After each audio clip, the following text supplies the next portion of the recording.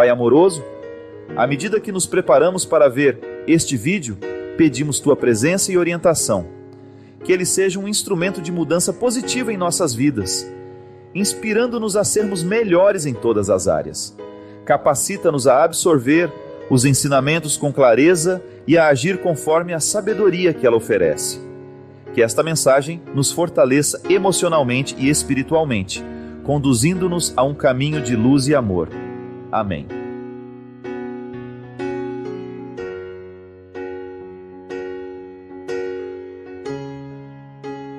Obrigado você que está ligado conosco, você que nos dá a oportunidade de entrar na sua casa, na sua vida, ter a oportunidade de falar hoje com você. Todos nós, de vez em quando, precisamos refletir a nossa vida, pensar naquilo que nós estamos vivendo e naquilo que Deus quer que a gente viva. Nem sempre a vida que nós estamos vivendo é a vida que realmente Deus quer para nós. Quantas vezes a gente reconhece isso? Em muitos momentos da nossa história, eu na minha vida, você na sua vida, você descobre que existe uma inadequação entre aquilo que Deus quer para você e aquilo que você está vivendo. Que às vezes o que nós necessitamos é de uma palavra que funcione como uma chave. Uma chave que abre as portas que nos permitem acessar as nossas necessidades. Porque às vezes a necessidade, ela vai despertar uma atitude, que é justamente o momento que nós fazemos a nossa parte do milagre. Como nas bodas de Caná. Os servos precisaram apresentar as talhas cheias de água para que Jesus transformasse em vinho. Quando eu mexo nas minhas necessidades, eu de alguma forma estou enchendo as talhas de água, porque estou tomando conhecimento daquilo que de fato eu necessito, não o que eu quero. Interessante isso, né? Não basta lutar, tem que lutar do jeito certo. Porque às vezes as coisas dão errado na nossa vida, justamente porque nós estamos lutando errado. Nós estamos fazendo um movimento contrário do que a gente deveria fazer para alcançar aquele tal resultado que a gente tanto espera. É igual estudar errado. Todo mundo já deve ter escutado falar isso, né? Que não basta estudar, tem que estudar do jeito certo. Às vezes a gente estuda errado, às vezes a gente pega um livro, pega um tema que a gente precisa preparar para o outro dia ou para a aula, a gente fica lá 3, 4 horas seguidas e você não está percebendo que já não está rendendo o que poderia render por causa do cansaço cerebral. A vida é a mesma coisa, minha gente. As regras simples do estudo podem valer para nós também. Se a gente não tem, vez em quando, se a gente não se coloca, vez em quando, nessa disciplina de olhar para a nossa vida e de lutar certo, determinar quais são os passos que nós precisamos dar para a gente alcançar os resultados, a gente corre o risco de perder a oportunidade do crescimento. Que a vida é assim.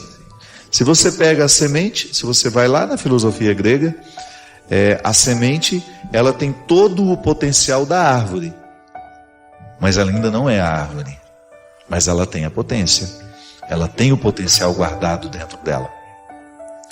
E é interessante, Jocélio, porque o cristianismo, quando compreendido como uma potência que se torna ato, como uma potência que vai vivendo o processo do vir a ser, ele fica tão saboroso, porque você vai descobrindo que o que Deus quer que você seja não é uma outra pessoa, é que você seja você mesmo, com tudo aquilo que lhe foi dado, o já entregue, mas ainda não tornado.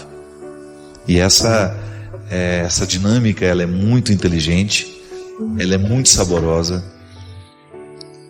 E você sabe que qualquer pessoa, ainda que seja um ateu, vai compreender esse desenvolvimento humano e vai identificar nessa dinâmica algo muito frutuoso. Acho que é bom a gente pensar que nós já temos, mas ainda não sabemos desfrutar do que temos. Nós continuamos necessitados de ouvir as mesmas coisas. E tem um ciclo. A palavra, ela tem um ciclo dentro de nós. Pode observar, às vezes você escuta a mesma leitura lá na missa. Você escutou o ano passado, escutou esse ano de novo, e de repente esse ano foi diferente. Por quê? Aquela palavra, a pá que lavra, né? Ela abre um sulco dentro da gente, ela vem de um jeito diferente, vem de um jeito novo, porque o ser que está escutando é outro. Não pense que você é a mesma pessoa de ontem, não é.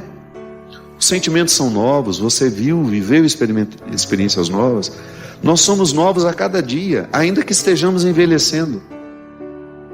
A dinâmica da vida nos coloca na necessidade de ser novos todos os dias.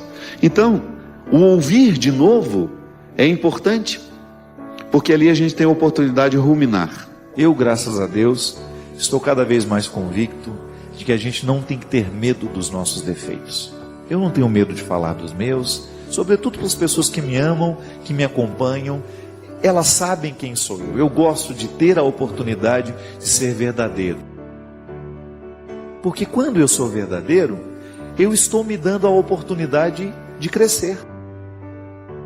Se eu fico mentindo para mim mesmo, se eu minto para aqueles que estão comigo e que poderiam me dar uma oportunidade de crescimento, eu estou negligenciando a oportunidade de ser melhor. Mas é tão interessante que nós não precisamos de ouvir muitas coisas novas.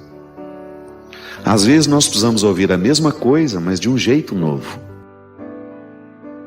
Não modifica-se o que diz, mas modifica-se a maneira como ouvimos. Pode ser que eu tenha dito alguma coisa a você há 10 anos que não fez diferença. Mas aquilo que eu digo igual disse há 10 anos, hoje seja para você. Às vezes eu encontro muitas pessoas assim. Sofrem e não sabem por que estão sofrendo. Estão angustiadas, anestesiando suas angústias com comprimidos, com ansiolíticos, o que é um prejuízo imenso. Minha gente, a disciplina da alma, ela é tão necessária, porque assim como a gente identifica que tem uma gordura localizada, né, que precisa ser queimada no exercício, a gente também descobre que tem os excessos na alma, no nosso jeito de ser. Quantas coisas no nosso comportamento são agressivas ao outro e também nos adoecem da mesma forma como a gordura visceral, que é essa bendita gordura que gera diabetes, que gera pressão alta, que gera infarto, uma série de doenças cardíacas que nascem dessas gorduras que a gente vai acumulando entre os órgãos. A vida nos estimula o tempo todo a olhar para fora. Nós temos 1000 tecnologias que nos jogam para fora. Mas às vezes, nós precisamos usar essa mesma tecnologia para nos jogar para dentro. Como é que isso acontece, padre? Pode ser que esteja acontecendo agora, neste momento. Eu sei que você tem 1000 canais de YouTubers por aí. E eu sei que os seus filhos assistem esses canais. Alguns nos jogam para dentro, outros nos jogam para fora. Eu não fico o tempo todo buscando coisas que me jogam para dentro. Eu também gosto de coisas que me jogam para fora, que me façam perceber o mundo. Mas quando isso é em excesso, eu me torno desconhecido de mim mesmo. Eu fico um estranho para mim. Aí não sei por que estou triste, não sei por que estou desanimado, não sei por que estou apático, não sei por que estou sofrendo. Por quê? Estou desaprendendo a autocontemplação.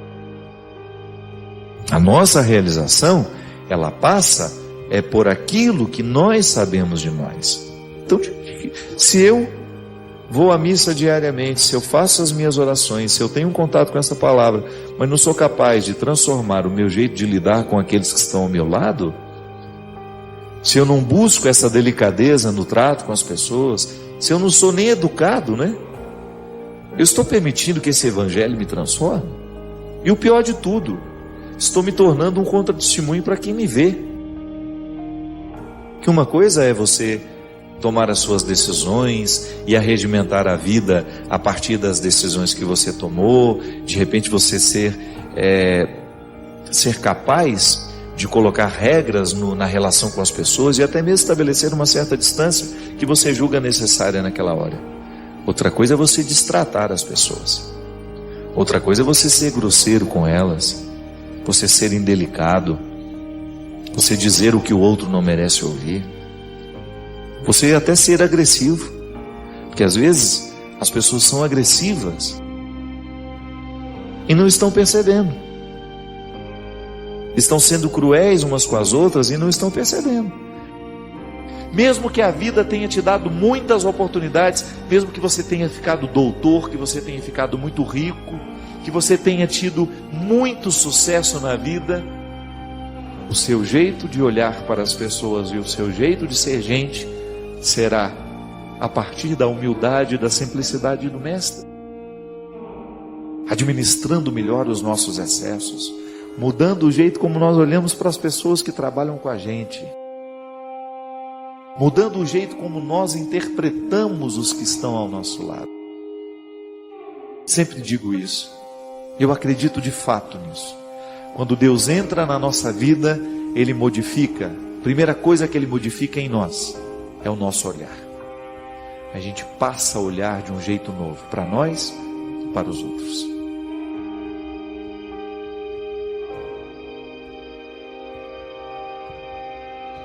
Eu tenho falado muito sobre isso. Fica cada vez mais difícil ter vida interior nos dias de hoje. Porque a vida interior é um voltar-se para dentro. É um olhar que vai no oposto do que nós costumamos fazer. Nós estamos sempre voltados para fora, preocupados com o que estão dizendo.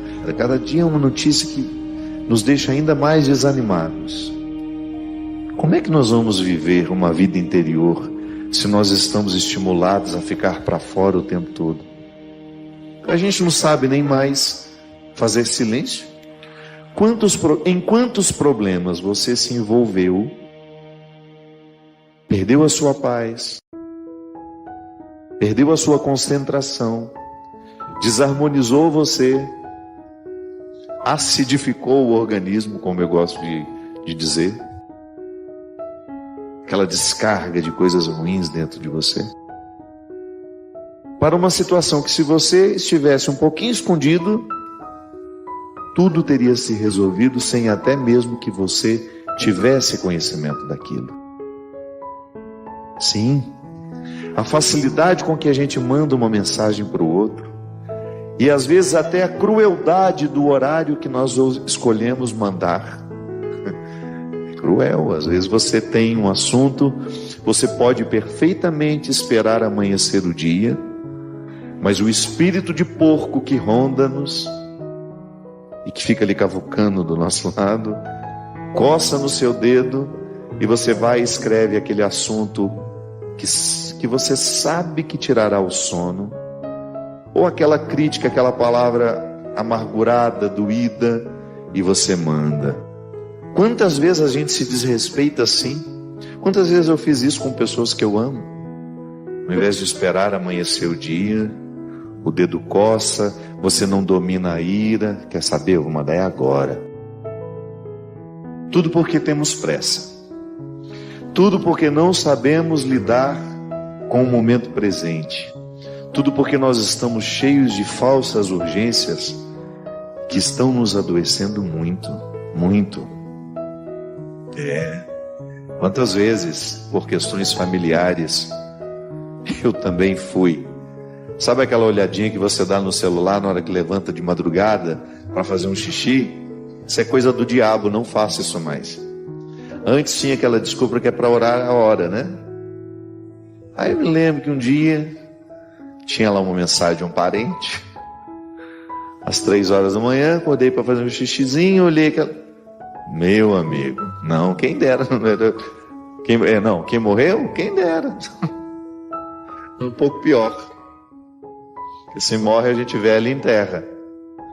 O problema é quando aquilo provoca um mal-estar em você, de mágoa, de desrespeito, de ressentimento. Aí a pessoa morre de outro jeito para você, o que é pior. Estamos tão negligentes em relação ao nosso sono, ao nosso descanso. Há pessoas que não se permitem descansar. Aquele celular na mão dia e noite, e vai para a cama, o celular vai junto, e dá 2 horas da manhã, sabe que vai ter que levantar cedo no outro dia, e não consegue desligar aquele infeliz. Por quê? É uma ansiedade terrível. Às vezes nós sofremos porque antecipamos até mesmo a conclusão de que aquilo é ruim ou bom. Quantos problemas nem problemas são? E você apavora na hora que aquilo acontece, você já perde o equilíbrio porque você não teve a sensibilidade, a vagareza de caminhar na direção daquilo que está acontecendo e olhar se de fato é um problema. Nós estamos ansiosos em relação às pessoas. Às vezes o outro acabou de chegar, você já classificou como antipático. Nem conviveu. Aquele saber apressado, sabe? Que é tão desgastante isso. Nos priva tanto. Porque é a inaptidão de viver o tempo que você está tendo. Calma, deixa a pessoa chegar. Se depois você não gostou, você continua tendo o direito de não gostar. Mas dê a oportunidade de saber, porque pode ser que você fique no prejuízo. Pode ser que seja uma pessoa adorável, que você fica privada de conhecer, de conviver, porque você se apressou em classificá-la como desagradável. É interessante, minha gente, como nós sofremos porque não somos capazes de compreender o tempo. Como nós hoje somos especialistas em ansiedades. E a ansiedade, ela não é outra coisa senão uma inaptidão em lidar com o tempo. A pessoa ansiosa é aquela que está vivendo no momento presente, uma preocupação que pertence de repente ao amanhã, ao depois de amanhã, ao mês que vem, ou até mesmo a um futuro que nós não sabemos precisar. A nossa relação com o tempo, ela nos adoece. Padre, como é que nós podemos solucionar isso? Também estou aprendendo. Uma coisa que tem dado muito certo para mim, está me ajudando muito a viver nos últimos tempos, é justamente no momento em que eu percebo que a pressa do outro está prejudicando a minha vida, eu barro, eu seguro, eu coloco limites. Nós nunca estamos no tempo que estamos, ou melhor, nunca estamos no tempo que temos. É impressionante, ou estamos ocupados com o passado, remoendo o que não fizemos ou o que fizemos de errado, ou estamos no futuro preocupados com o que será. E o momento presente, que é a única matéria possível de ser experimentada, o único tempo que de fato nos pertence, porque o passado, ele fica registrado em nós como memória, mas você não tem mais como interferir no passado. E o futuro, essa matéria que também não nos pertence, que é uma possibilidade, porque ninguém nos garante que teremos, ela só pode ser efetivamente preparada se nós tivermos a consciência daquilo que hoje está sendo entregue em nossas mãos. Sim, hoje mesmo. Ah, tem que responder com pressa, então não quero. Se tem de ser na pressa, se eu não tenho o direito de refletir, claro que muitas coisas são urgentes mesmo. Mas quando você percebe que você precisa exercer o direito de escolha, não abra mão disso. Não permita que a pressa do outro se torne sua. Nós estamos ficando todos doentes por causa dessa pressa. No Eclesiástico, há um trecho lindo que fala que debaixo do céu há um tempo para cada coisa. Tempo de plantar, tempo de colher, tempo de chorar, tempo de se alegrar. E nós já sabemos isso, já virou até um clichê para nós. Mas por que esse saber não é o suficiente para mudar a nossa conduta?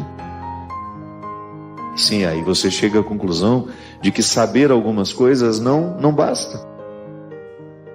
É preciso que o conhecimento, que aquilo que se sabe, de fato entre nas veias, corra como um sangue dentro de nós, irrigue a nossa mente, a nossa mentalidade, o nosso jeito de pensar, de sentir, e se transforme em atitude. Eu não sei se você vive isso. Se tem uma coisa que eu pessoalmente identifico a ansiedade das pessoas, porque eu gosto muito de mostrar músicas para os outros, para os meus amigos. E eu meço o nível de ansiedade da pessoa quando eu mostro uma música para ela. Ali, eu tenho uns amigos que, quando eu mostro a música, eu já fico de olho. Vamos ver como é que vai reagir. Eu já sou igual aquele velho chato, sabe, que já faz só para testar. E admiro muito quando eu percebo que aquela pessoa soube viver a experiência que eu propus. Porque eu gosto de viver essa experiência. Se a pessoa vai me mostrar uma coisa que ela considera especial, eu acho absolutamente respeitoso da minha parte ver, ouvir o que o outro está me mostrando em silêncio, sem ficar interferindo. Tem gente que tem a sensibilidade de ouvir a música e depois que termina a música ela te faz perguntas. Tem gente que não. Na introdução começa: quem é? Aí entra a voz da pessoa. Nossa, a voz dela parece que é o fulano de tal. Ela não está ouvindo a música. Nossa, que bonito, hein? Onde que é? Quem que é essa pessoa? Ela não está prestando atenção no que você está mostrando. Eu não sei se a gente tem uma ansiedade de mostrar, de agradar, de dizer que a gente está gostando. Outro dia eu peguei um no flagra. Eu mandei uma música que tinha 5 minutos e pouco no WhatsApp. Eu mandei, o azulzinho viu, né? Eu vi na hora que me visualizou. Não deu 1 minuto, ela falou: que lindo! Não chegou, não ouviu nem a introdução e já se manifestou. Que ansiedade é essa que não nos permite viver? Minha gente, a vida sempre vai nos pedir calma. Aliás, o sabor da vida só é possível de ser percebido quando nós estamos pacientes com a vida. Caso contrário, não sentimos o sabor. A gente come sem sentir o sabor. Mas é ansiedade. Nós estamos assim em relação ao que a gente come. Sabe o programa da Ana Maria Braga? Que ela come o negócio e ela leva um tempinho com a comida para poder dizer se gostou. Mas geralmente sempre ela passa debaixo da mesa e faz aquela barulheira, o Louro José grita, não é assim que funciona? Também vejo a ansiedade de alguns convidados dela. Mal pôs o negócio na que delícia! A gente ainda não saboreou e nós já estamos dando palpite. O alimento, ele precisa ser esparramado na boca. Todas as papilas degustativas têm que entrar em ação para você saber de fato se gostou ou não. Pode ser que no final amargue. Então não tenha pressa de dizer que gostou, porque talvez você vai ter que comer aquela comida até o fim sem ter gostado, porque você se antecipou em dizer, porque você viu só as primeiras notas do sabor. Você percebeu somente as primeiras notas daquele sabor e já se antecipou em dizer que gostou. Calma. Mas por causa da nossa pressa em não compreender o que está acontecendo, nós já criamos toda uma trama absolutamente desnecessária, liberamos toxinas que nos envelhecem, que nos adoecem, porque nós não tivemos a serenidade de esperar e de perceber o que de fato está acontecendo. Por que a ansiedade nos engorda? Porque a gente come muito mais do que precisa. Há algumas pessoas que, sem o controle disso, acabam descontando no alimento, descarregam no alimento toda a sua ansiedade. Presta atenção quantas vezes você mastiga um alimento que você põe na boca. E você vai ter condições de saber se você está ansiosa ou não. Outro dia, eu gosto muito de ver aqueles programas, aqueles documentários de pessoas que precisam emagrecer. E eu fico observando que boa parte daquelas pessoas que estão passando pelo processo de reeducação alimentar, essas pessoas não mastigam. Você vê pela rapidez com que engolem. Isso já é um sintoma de ansiedade, né? O alimento, minha gente, ele precisa ser triturado. A função dos dentes é impressionante, porque todos eles trabalham em conjunto. Só que às vezes a gente engole sem ter rasgado. Então os 2, 3 dentes não ficam servindo para nada. Por quê? Estamos com pressa. É o tal de comer sem sentar. Tem gente que come andando. Eu tinha uma mania, até que eu deixava a minha comidinha lá no fogão. Eu tinha uma mania de pegar o prato e ficar andando pela casa.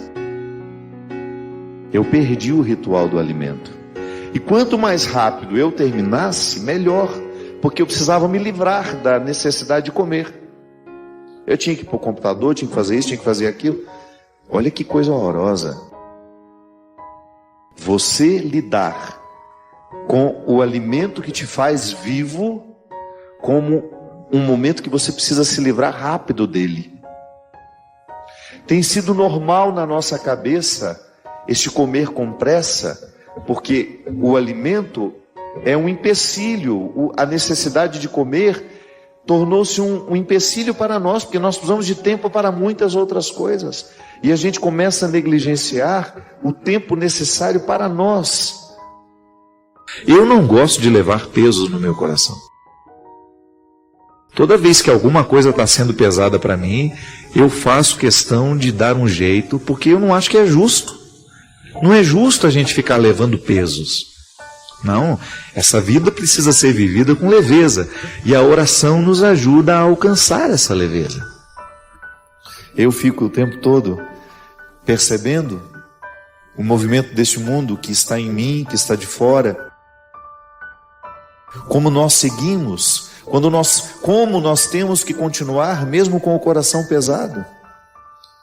A vida não para a gente sofrer.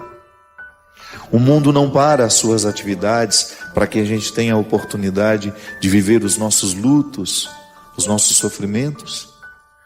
Pode ser que muitas pessoas que hoje estão nos assistindo precisam organizar uma dor dentro do coração, uma dor, um sofrimento tão agudo que a gente gostaria que o mundo parasse para que a gente pudesse sofrer tudo isso, mas não. Tudo continua acontecendo. E a gente precisa seguir com essa dor no peito, com essa angústia no olhar,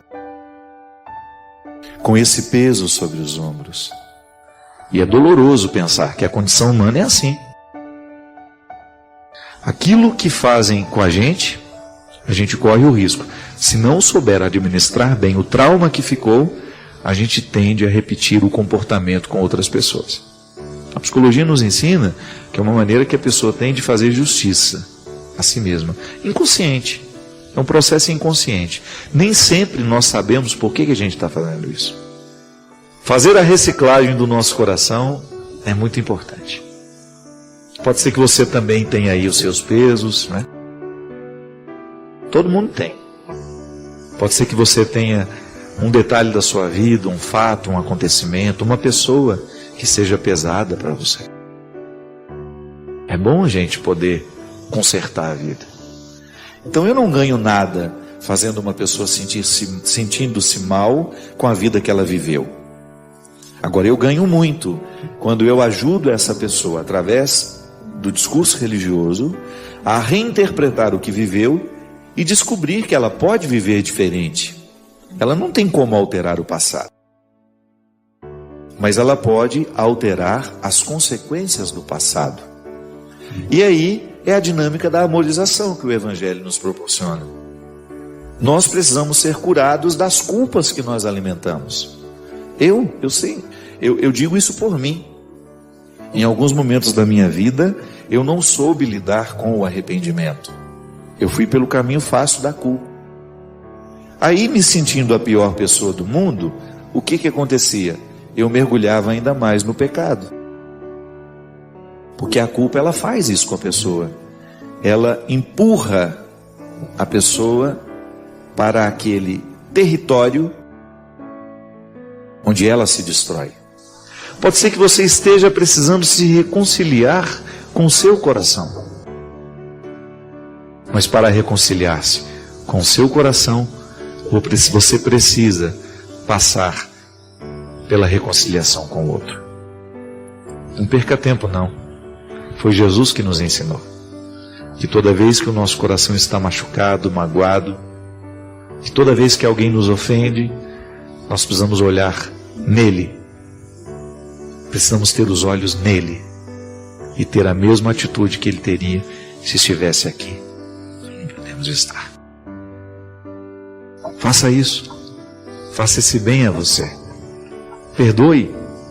Reconcilie-se. Não perca tempo. Não perca tempo com rancores, com mágoas. Não vale a pena. Quando você concede e recebe o perdão, é como nascer de novo. A leveza da primeira infância volta a tomar conta do seu coração. Que é a oportunidade que nós temos de receber também esse Cristo na nossa caminhada, na nossa história. Neste andar que faz parte da nossa história, da nossa vida, nessas muitas estradas da vida que nós caminhamos, levando também as nossas desilusões, as nossas tristezas, as nossas angústias. Como é preciso a gente administrar o que nos fez mal no passado, para que a gente não venha cometer a mesma coisa nos dias de hoje. Para que a gente não faça esse movimento vicioso de reproduzir o que a gente mais reprovou que um dia fizessem com a gente. É a vida, é o ser humano. Nós somos uma caixa de registros, né? Como é que nós vamos processar a informação? Tudo vai depender das condições de analisar, que a gente precisa ter, de olhar para aquilo que a gente é, para o que fizeram da gente e para aquilo que a gente quer ser com os outros. Porque não tem nada mais nocivo na vida de uma pessoa do que ela viver administrando culpas. A culpa é o resultado de uma vida mal vivida, de erros que nós cometemos, e é um peso emocional terrível. A culpa adoece uma pessoa. Quantas vezes nós estamos pesados dos erros que a gente cometeu, e o outro, com o olhar que nos oferece, com um sorriso, deixa isso para lá. Que bobagem, não se incomode mais com isso. Às vezes um choro bem acompanhado tem o poder de perdoar os pecados da gente. Eu não estou falando da absolvição sacramental, não. Eu estou apenas fazendo um paralelo, viu? Eu não estou dizendo que uma coisa anula a outra. Eu só estou dando exemplo para que a gente possa entender o que acontece lá. É complementar. Sim, eu me absolvo dos meus pecados quando eu estou com os meus amigos, que são capazes de me ver de um jeito melhor do que eu me vejo. Sim, eu também me alimento da palavra do outro. Da mesma forma como na Eucaristia eu tenho a oportunidade de me alimentar da palavra de Deus, eu posso também me alimentar dos bons conselhos daqueles que me amam. Sim, minha gente, porque quando existe uma verdadeira amizade, um amor sem interesses, nós crescemos muito quando o outro nos diz, com o que o outro nos diz.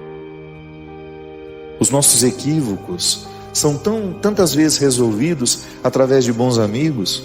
Às vezes as pessoas estão nas drogas, estão prostituídas, estão esquecidas de suas dignidades, estão em relacionamentos diabólicos, doentios, porque faltam a essas pessoas alguém que venha abrir o cativeiro. É um pouco do que eu falo do livro Quem Me Roubou de Mim, né? Quantas pessoas desperdiçando uma vida assim?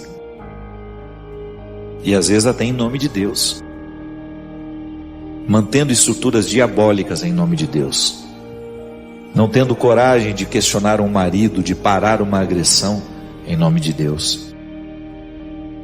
Não podemos ser assim, não. Peça que Jesus lhe dê condições de substituir esse sentimento que lhe ocorreu, né? Que o inconsciente é assim. Ele fica pressionado com aquilo que o faz sofrer, e aí ele joga para fora de vez em quando. O sonho é uma oportunidade que o inconsciente tem de jogar fora tudo que o pressiona. Por isso que às vezes a gente sonha tantos absurdos, né? Eu me lembro de uma vez, eu trabalhava no seminário de Terra Boa. Eu senti tanta raiva de um menino lá, um seminarista, durante o dia, por causa de um acontecimento que ele fez comigo, que à noite eu sonhei que eu tinha arrancado a cabeça dele. E no sonho eu fiquei satisfeitíssimo. Ainda dei um chute na cabeça dele do lado, passei, o menino, eu lembro direitinho, No outro dia, quando eu acordei, um peso, uma coisa horrível, que é um sentimento como se você tivesse matado mesmo, né? Eu sou assim, o sonho me afeta muito. Mas aí eu fiquei, gente, que bobagem, é o inconsciente. Senti tanta raiva do menino, que como eu não tive coragem de xingar e de falar nada, guardei, o inconsciente libera assim.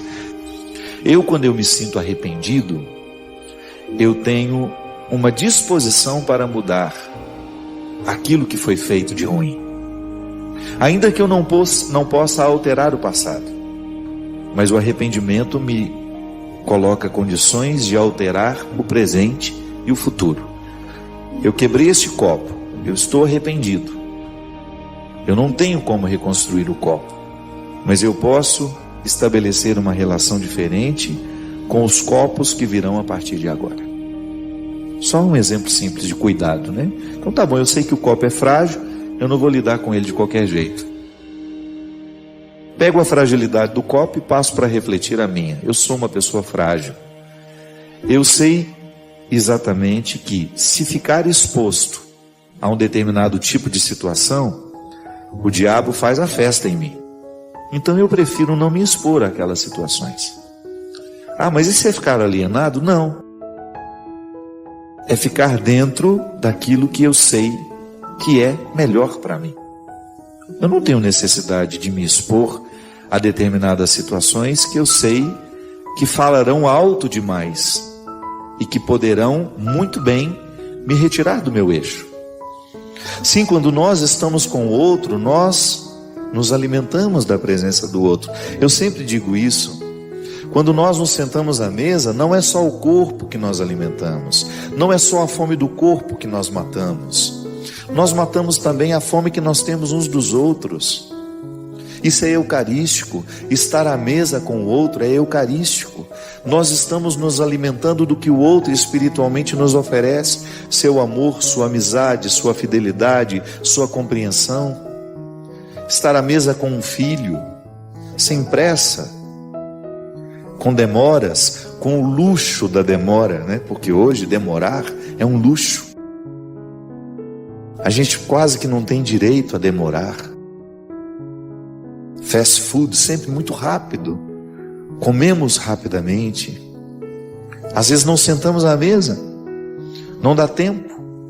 Não temos tempo. Então, quando nós temos este tempo a perder, como diz na música Paciência, a gente comemora. Porque estamos juntos, com demora, sem pressa. Isso é eucarístico. Porque estou arrependido, eu quero, necessito dar continuidade ao que o arrependimento me propõe. Talvez seja para nós isso. Obrigado por se juntar a nós nesta busca pelo conhecimento e pela fé. Compartilhe suas reflexões na seção de comentários, inscreva-se para mais jornadas e convide outros a se juntarem a esta aventura.